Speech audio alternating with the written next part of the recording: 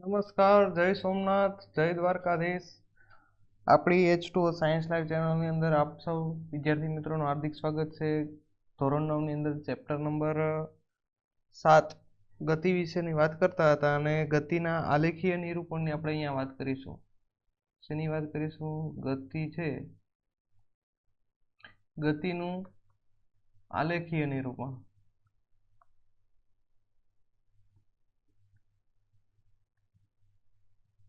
આની આપણે વાત કરવાની છે. તો શું છે ગતિનું આલેખીય નિરૂપણ? મેં તમને આગળ સમજાવ્યું હતું કે કોઈ ગાડી છે એ નિયમિત ગતિ, અનિયમિત ગતિ, તો આ બધીના આલેખ સ્વરૂપે પણ આપણે દર્શાવી શકીએ. હવે જો એને સમજવાનો પ્રયત્ન કરીએ તો કોઈ વસ્તુ છે અચળ ગતિ કરતી હોય એના આલેખની વાત કરીએ. અચળ ગતિ કરતો પદાર્થ છે એની વાત કરીએ તો એમાં આપણે અંતર વિરુદ્ધ સમયનો આલેખ અહીંયા રહેશે. સામાન્ય આલેખ છે અંતર વિરુદ્ધ સમયનો આલેખ. હવે આ આલેખની અંદર વાત કરીએ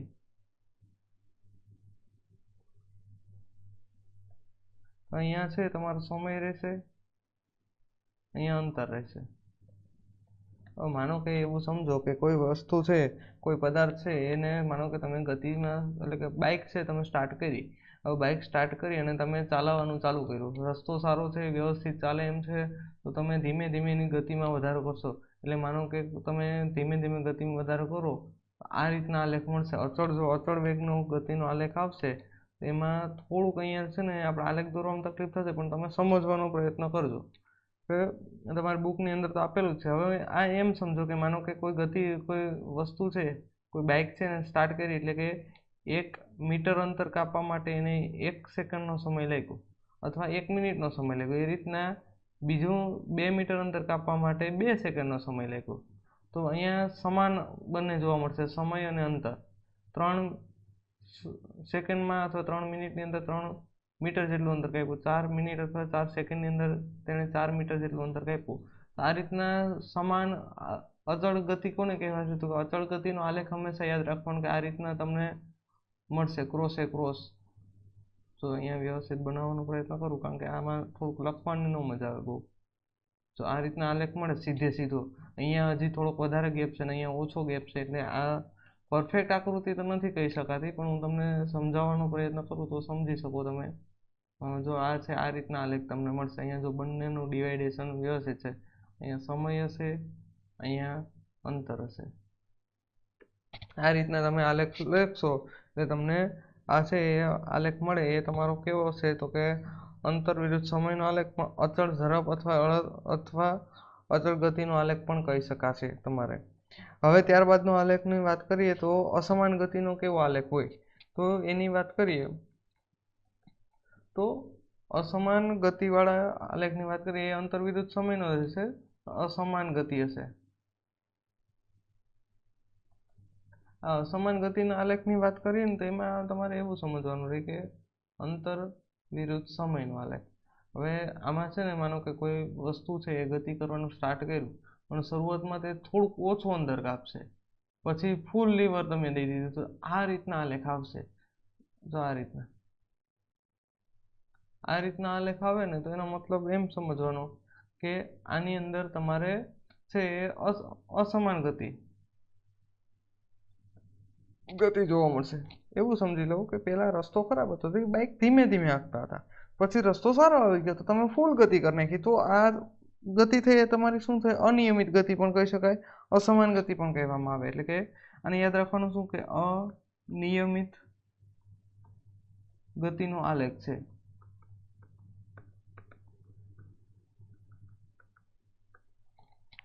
એ જ રીતના વેગ વિરુદ્ધ સમયનો આલેખ આવશે.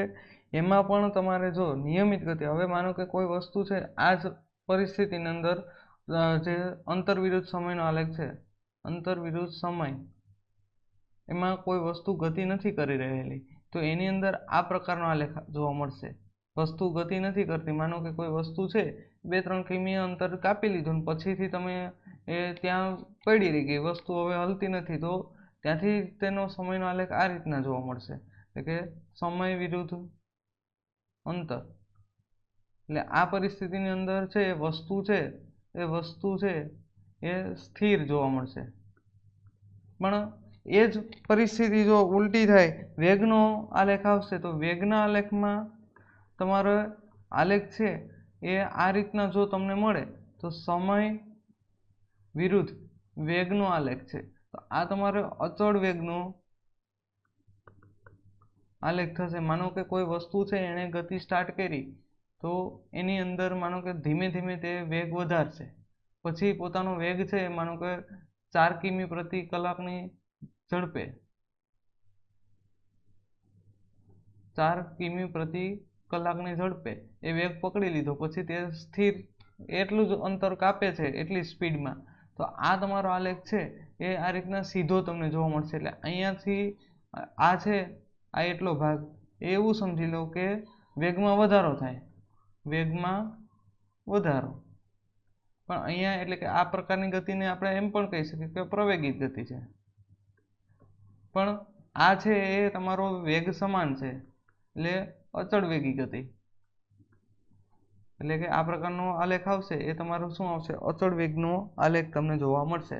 હવે વસ્તુ છે એ ગાડી બંધ કરવામાં આવે એટલે કે ટૂંકમાં બ્રેક લગાવવામાં આવે તો અહીંયા વેગ છે એ પાછો તમારો શું થશે? પડશે, નીચે આવશે અને શૂન્યએ પહોંચી જશે. પછી સમય જતો જશે પણ વેગ છે એ શૂન્ય હશે. તો ગાડી છે એ સ્થિર સ્થિતિમાં હશે ત્યારે સમય છે વેગ છે એ શૂન્ય થઈ જશે. અને અહીંયા તમારી છે આ પ્રકારની ગતિ છે આ પ્રવેગિત ગતિ હશે, પ્રતિપ્રવેગિત ગતિ, પ્રવેગી ગતિ કરી પણ પ્રતિપ્રવેગી, કારણ કે બ્રેક છે એ લગાવવામાં આવી છે એટલે વિરુદ્ધ કાર્ય થયું, વેગના વિરુદ્ધ કાર્ય થયું, એટલા માટે અહીંયા પ્રતિપ્રવેગી ગતિ તમને જોવા મળશે.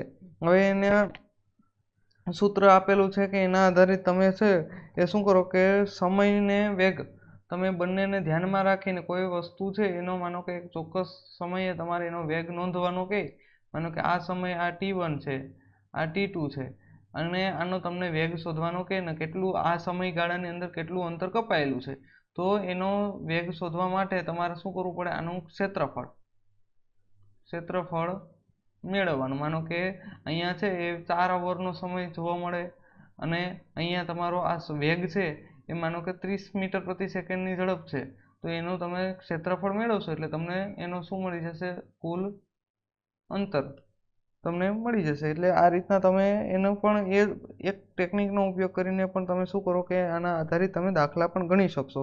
આ પ્રકારના દાખલા તમારી એક્ઝામમાં પૂછાતા નથી, પણ જો ઇનકેસ પૂછાઈ જાય તો તમને ખબર હોવી જોઈએ કે સમય વિરુદ્ધ વેગનો આલેખ હોય એની અંદરથી તમે જે ક્ષેત્રફળ મેળવશો એના આધારિત તમને એનું અંતર પણ મળતું જોવા મળશે કે કપાયેલું કુલ અંતર કેટલું છે એ પણ તમને ત્યાં જોવા મળશે. હવે જો અનિયમિત ગતિ કોને કહેવાશે એ પણ તમને સમજાવી દઉં.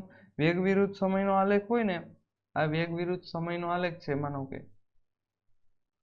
અને સમય આ વેગ વિરુદ્ધ સમયનો આલેખ હોય. હવે માનો કે કોઈ બાઇક છે એને તમે સ્ટાર્ટ કરી અને સ્ટાર્ટ કર્યા પછી એ ગતિ કરશે, ગતિ આ રીતના કરી અચળ વેગથી ગતિ કરી પહેલા, પછી અચાનક કોઈ ઢોર સામે આવી ગયું, કોઈ અથવા કોઈ વ્યક્તિ સામે આવી ગયો, બ્રેક મારી થોડીક ધીમી કરી, પછી રસ્તો થોડો ખરાબ હતો એટલે ધીમે ધીમે તમે એને ચલાવતા હતા, પણ પાછો રસ્તામાં ખાડો આવ્યો અને તમે બ્રેક મારી અને થોડીક વધારે ધીમી કરી નાખી. તો આ રીતના છે ને તમારા આલેખની અંદર પણ આ રીતના જ રચના જોવા મળશે કે આ પહેલાં તમે થોડીક સ્પીડથી ચલાવતા હતા, પછી કોઈ વસ્તુ આડો આવી ગઈ તો તમે ધીમી કરી દીધી, સાધન આડો આવી ગયું તો ધીમી કરી, અને પછી પાછું તમે જેમ થોડોક રસ્તો સારો આવ્યો તો ગતિ વધારી, પણ પાછું કોઈ વ્યક્તિ કે કોઈ વસ્તુ આડી આવે તો તમે પાછી બ્રેક મારશો તો ધીમી કરશો. તો આ રીતના આ પ્રકારની ગતિને અનિયમિત પ્રવેગિત ગતિ અથવા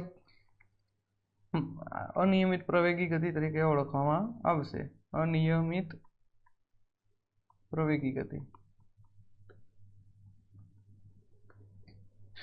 આ હતા તમારા આલેખના ટોપિક. મેં તમને બધા આલેખ અહીંયા સમજાવી દીધા. અહીંયા કોઈ વસ્તુ એટલી અઘરી છે નહીં, પણ એક આલેખની રીતને આધારિત જે સમીકરણ આવે સમીકરણ તમારે યાદ રાખવાના છે કે કોઈ વસ્તુ છે સુરેખપથ પર જ્યારે અચળ પ્રવેગી ગતિથી ગતિ કરતો હોય ત્યારે વેગ, ગતિ દરમિયાન પ્રવેગ અને તેના દ્વારા નિશ્ચિત સમયમાં કાપેલું કુલ અંતરના સંબંધમાં જે સમીકરણો છે એ સમીકરણો અહીંયા આપેલા છે.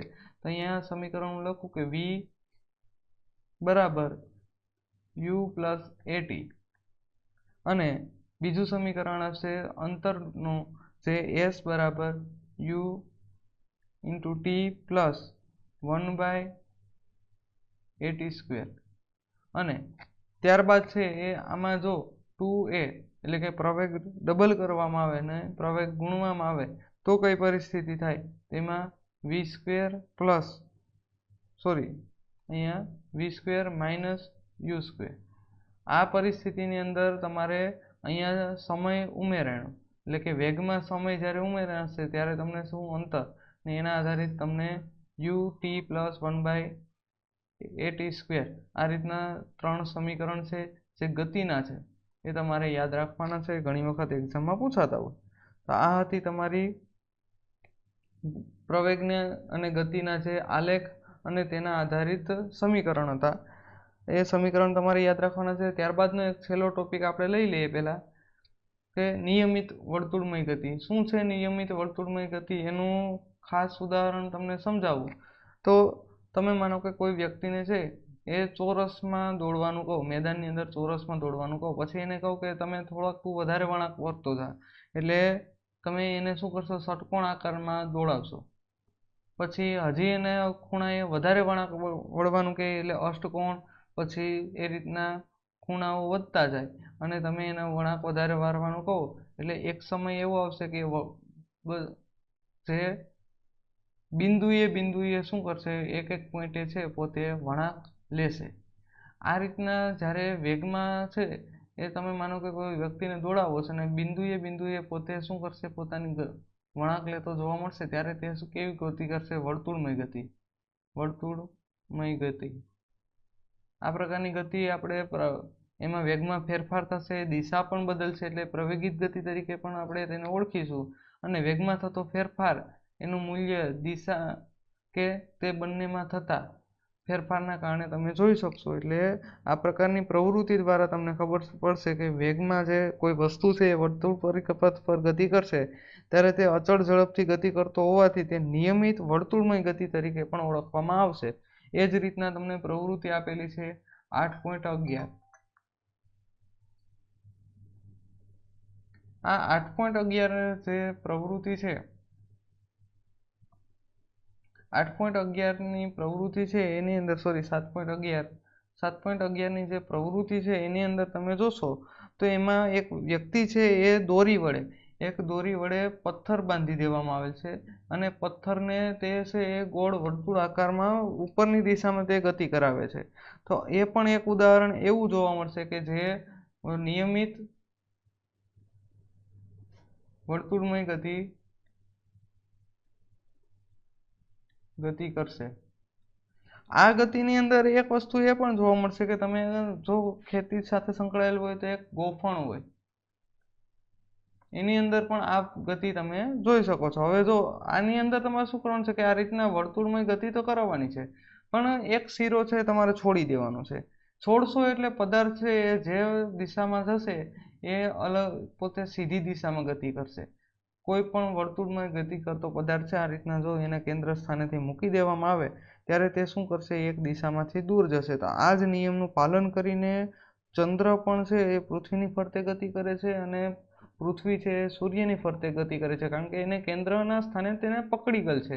માનો કે કોઈ વસ્તુને તમે વર્તુળમય ગતિ કરાવો છો તો એને કોઈ કેન્દ્ર સાથે તે સંકળાયેલો છે.